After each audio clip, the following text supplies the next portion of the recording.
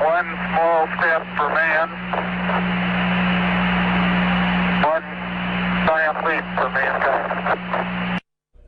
Buenos días, bienvenidos a la redacción abierta de la mañana. Se cumplen 50 años de esa expedición que asombró al mundo, que nos tenía, bueno, a algunos más mayores, delante del televisor para ver cómo el hombre llegaba a la Luna. 50 años ya, un paso, como decía Neil Armstrong, un paso pequeño para un hombre, para ese paso que él dio, pero un paso enorme para la humanidad. Estamos hablando de un momento épico, sobre todo por la tecnología con la que se contaba en el momento. Es decir, para que ustedes se den cuenta, la nave, la capacidad de computación que tenía esa nave es menor que la que tiene, por ejemplo, este teléfono. Así que ir al espacio, ir a la Luna, con un equipo tan rudimentario es casi una aventura tan grande como la que pudo hacer Colón con las 3 carabelas. E ir, pues, a lo desconocido, y que denota también esa ambición del hombre, que a pesar de no tener a lo mejor los medios necesarios o no tener la certeza de que lo va a conseguir, va hacia adelante. Y para hablar de este asunto tenemos con nosotros a uno de los colaboradores del Centinela del Misterio, José Luis Hernández Garbi. Muy buenas. ¿Qué tal, Miguel? ¿Qué tal estás? Encantado de estar de nuevo con todos vosotros. Y vamos pues a ahondar en este asunto porque, bueno, evidentemente fue un momento histórico. El día 16 de julio, tal día de 1969, empezó esa expedición a la Luna, que se llegaría el día 20, unas 190 horas se tardó en completar la expedición.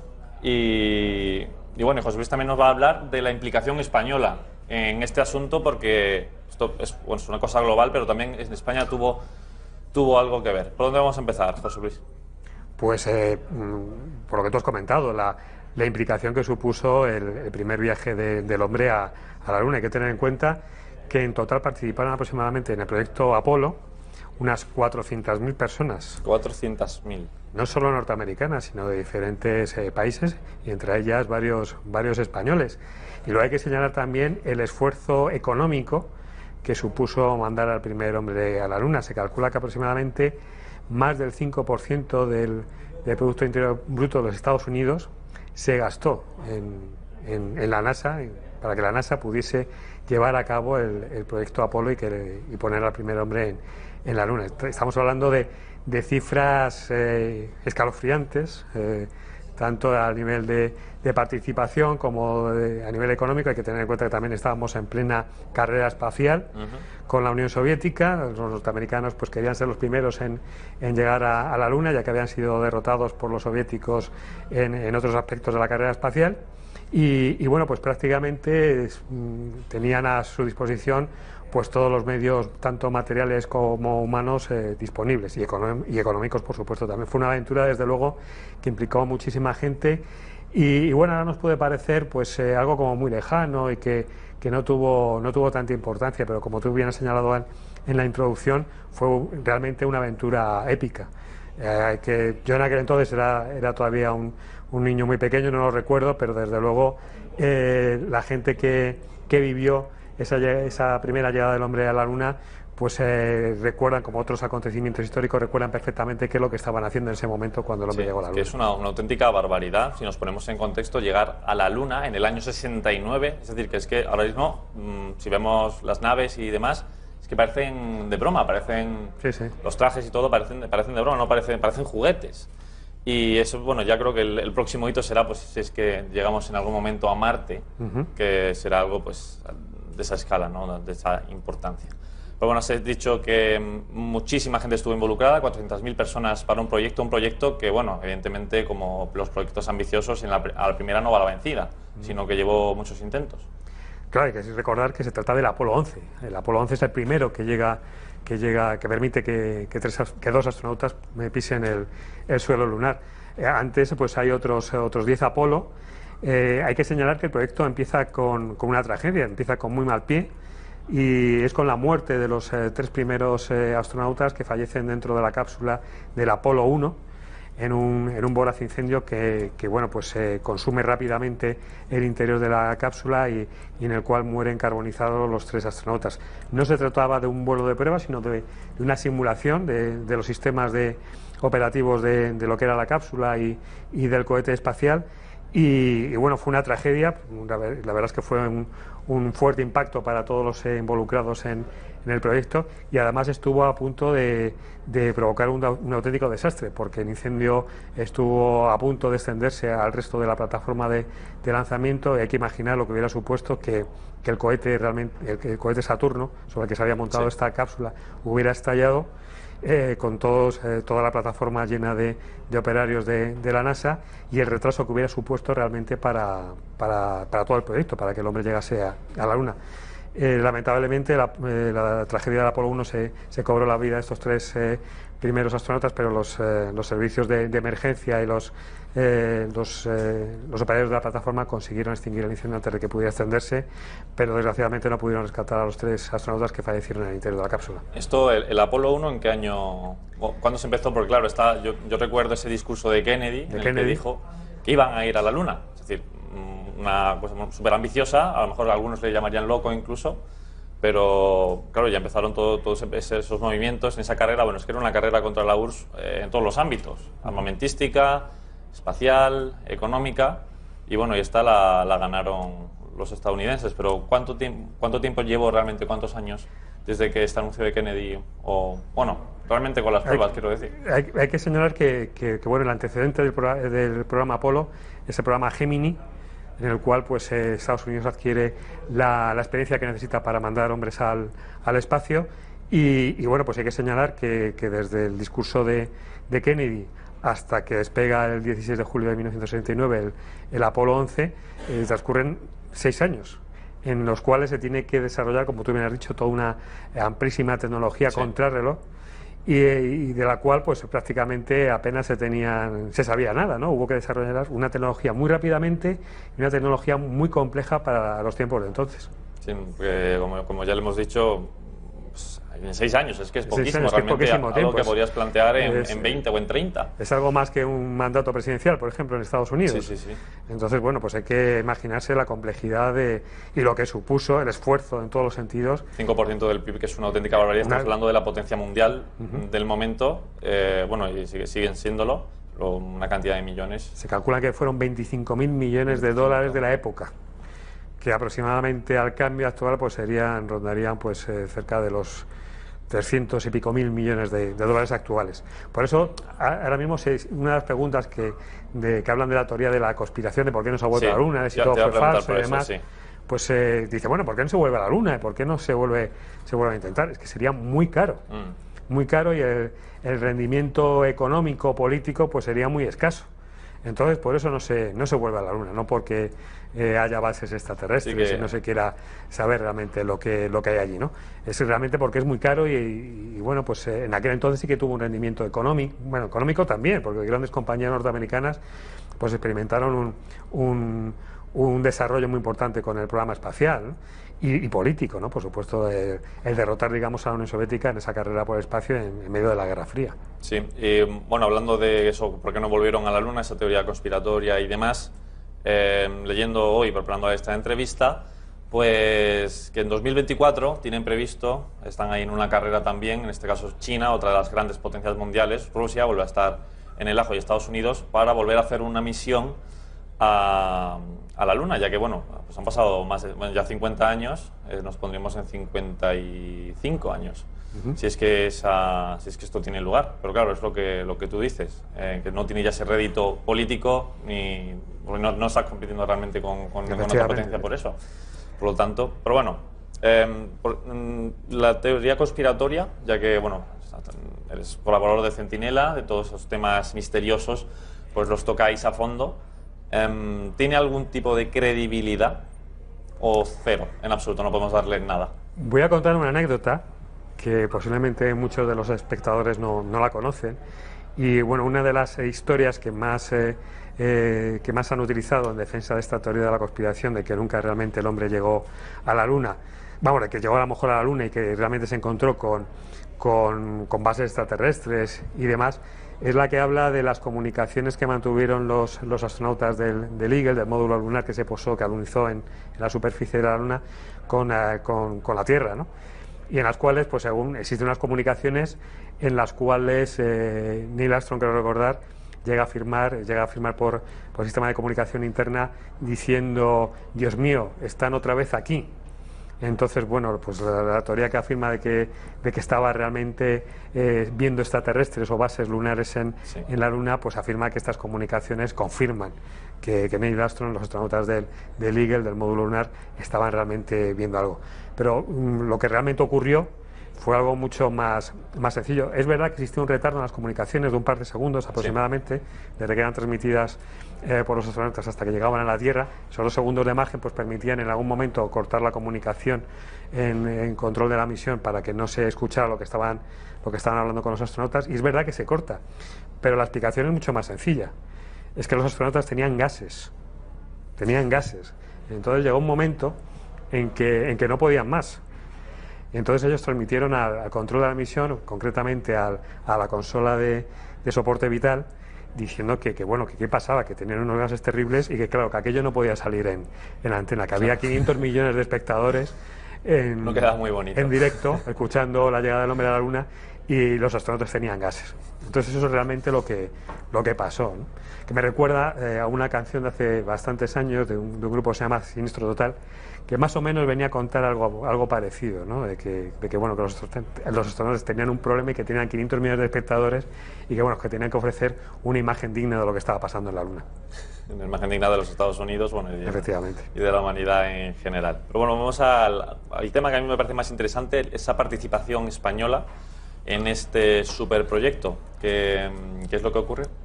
Bueno, pues tenemos la base de Fresnedillas, que era una base de seguimiento de misiones tripuladas que se funda en 1964 en la localidad madrileña de Fresnedillas de la Oliva. Y bueno, pues esta estación, junto con la de Goldstone en el desierto de Mojave, en California, y otra base en Australia, muy cerca de la ciudad de Canberra, eran las 3 bases que iban a hacer el seguimiento de la misión Apolo 11. O sea que la trascendencia de la base de Fresnedillas es muy importante en toda la misión. Es más, cuando se produce el alunizaje del módulo lunar en la superficie de la Luna, las bases de Mojave y la de Australia están en la zona de sombra. O sea que es la base de Fresnedillas, la base madrileña, la base española, la primera que recoge las comunicaciones de Neil Armstrong llegando a la Luna, ¿no? Esta anécdota que te comentaba hace un momento es precisamente los técnicos españoles los primeros que la oyen y la transmiten al control de la misión en Houston. Ya digo, hay un retardo de aproximadamente 2 segundos. Tarda en llegar a la base de Fresnedillas de la Oliva aproximadamente con un retardo de medio segundo, y luego por un cable submarino llegaba se volvía a transmitir a los Estados Unidos, con lo cual tenía otro retardo que prácticamente llegaba a los 2 segundos. Y ya digo, el papel de Fresnedillas es fundamental, es además también la que tiene el control del soporte vital avanzado de los astronautas, saben en qué estado de salud se encuentran en cada momento. Y yo recuerdo que los técnicos españoles decían que cuando Armstrong y Aldrin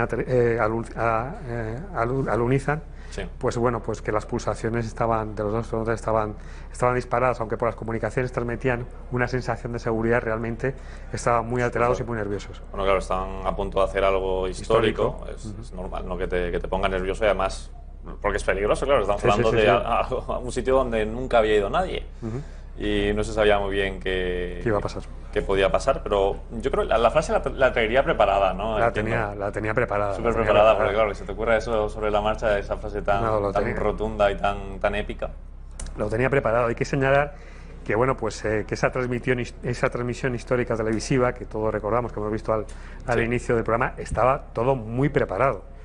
O sea, cuando llegan los astronautas se les ordena desde el control de la misión que tienen que esperar varias horas, y por una razón muy sencilla: para hacerlo coincidir el descenso del primer hombre sobre la Luna con el informativo de máxima audiencia en los Estados Unidos. O sea, todo marketing puro. Marketing puro. Entonces se hace esperar varias horas hasta que Neil Armstrong sale por la escalerilla del módulo lunar, ¿no? Interesante. Se les ordena que descansen unas horas, que puedan dormir, pero los astronautas están tan alterados que no pueden, ¿no? Se pasaron esas horas tomando fotografías. Hay que señalar que el entorno del Eagle de la cápsula Sí. que hace el alunizaje, pues era muy incómodo, porque ni siquiera podían estar sentados, tenían que estar de pie. Entonces, bueno, el cansancio de tantas horas de tensión de los astronautas están bastante cansados. Lo que pasa es que, ya digo, no pudieron ni siquiera sentarse.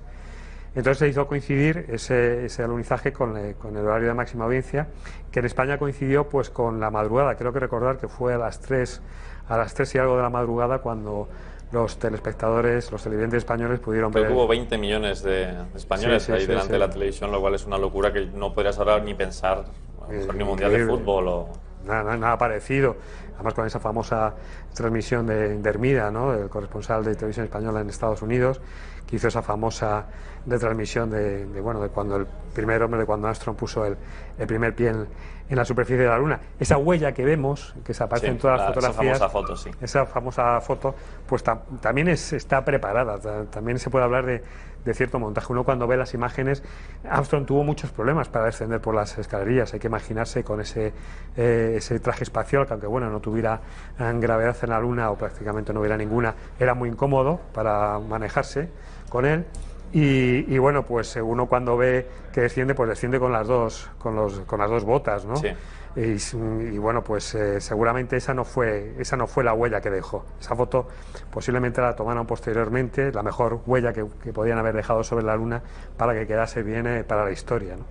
Y bueno, esto fue el Apolo 11, como ya ha contado Garbi, hubo muchos intentos previos, pero luego llegaron hasta el 17. Es decir, esas misiones posteriores o esos proyectos posteriores, ¿qué buscaban? ¿Cuál era el objetivo? Pues la verdad es que el proyecto era muy ambicioso.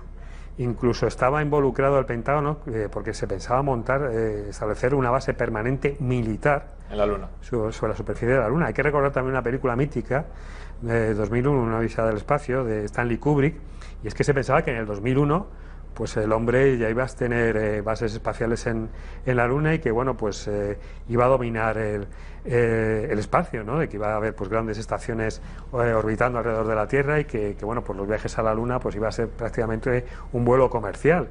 Lo que pasa es que, como decía anteriormente, la verdad es que el proyecto Apolo supuso una inversión que bueno, el erario público norteamericano no se podía permitir durante mucho tiempo.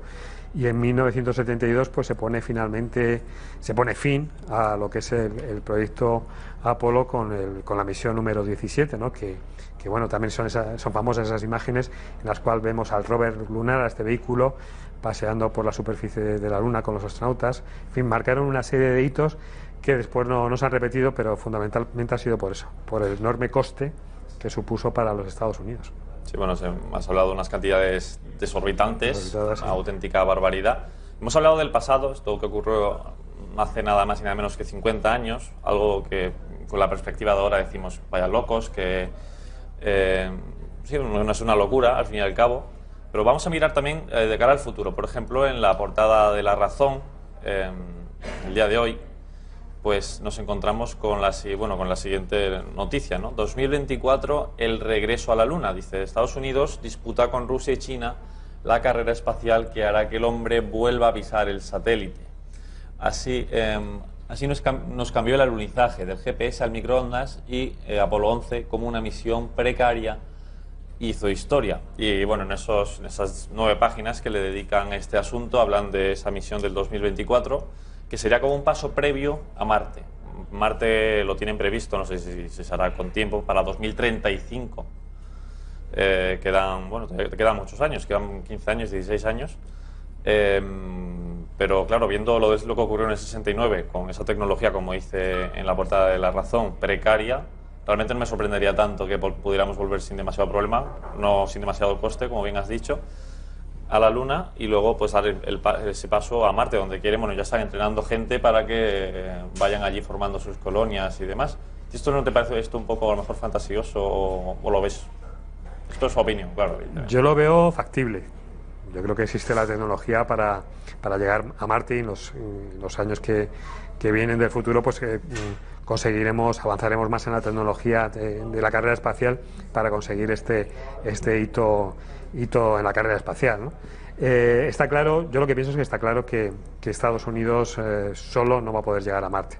Va a ser una una misión multinacional, ¿no? En la que posiblemente pues también estará involucrada Rusia, China, la Unión Europea, por supuesto, e incluso la India, aunque la India ha anunciado, creo que ha sido ayer, hace unos días, lo retrasan, que se retiraba del proyecto porque también tenían previsto llegar a la Luna, no con una misión tripulada, sino con una misión robótica, y que se han retirado de momento del proyecto, que la posponen, que por lo menos va a sufrir un retraso.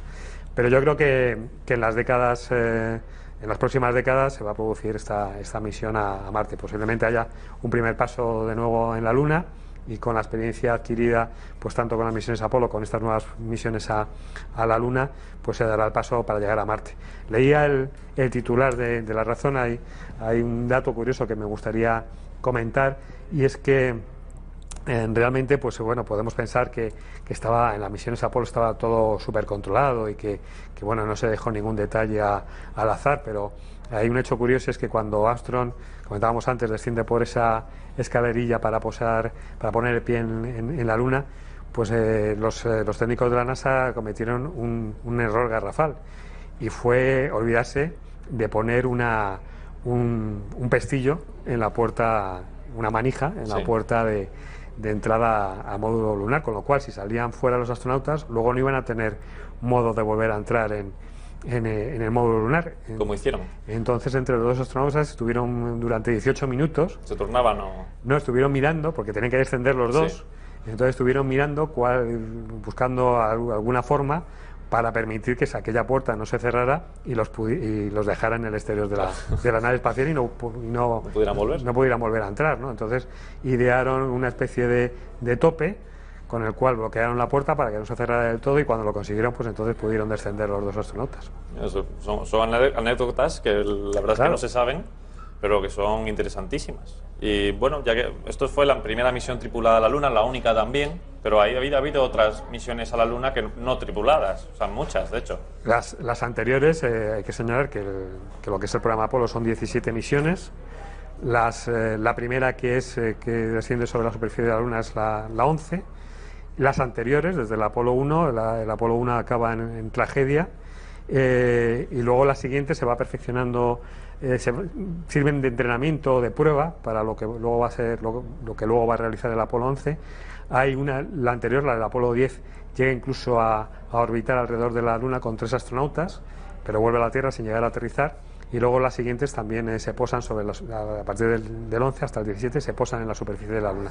Hay que recordar el Apolo 13, también famoso porque estuvo a punto de vivirse una nueva tragedia espacial, en la cual pues los astronautas consiguieron iban a alunizar, pero no tuvieron que abortar la misión y regresar con muchas dificultades a la Tierra. ¿Sería un par de años después que del 11 o...? No, porque hay que recordar que todas las misiones Apolo se suceden muy rápidamente en el tiempo. Como muchos 6 meses de diferencia. Ahora mismo porque, si son en 6 años, hasta el 11, pues más o menos 6 meses. No lo recuerdo exactamente. Las misiones desde el 11 al 17 son desde el 69 al 72. O sea, en el plazo de 3 años. O sea, se sucede muy rápidamente. Ocurre algo parecido a lo que años después sucedería con el programa de los shuttles, de las lanzaderas, ¿no? Que prácticamente cada 6 meses se producía un lanzamiento, ¿no? de uno de los transbordadores espaciales. Pues con las misiones Apolo pasó algo muy parecido, ¿no? Se sucedían rápidamente en el tiempo. Lo que pasa es que ya digo, en el 72 se paralizó todo lo que fue el proyecto Apolo.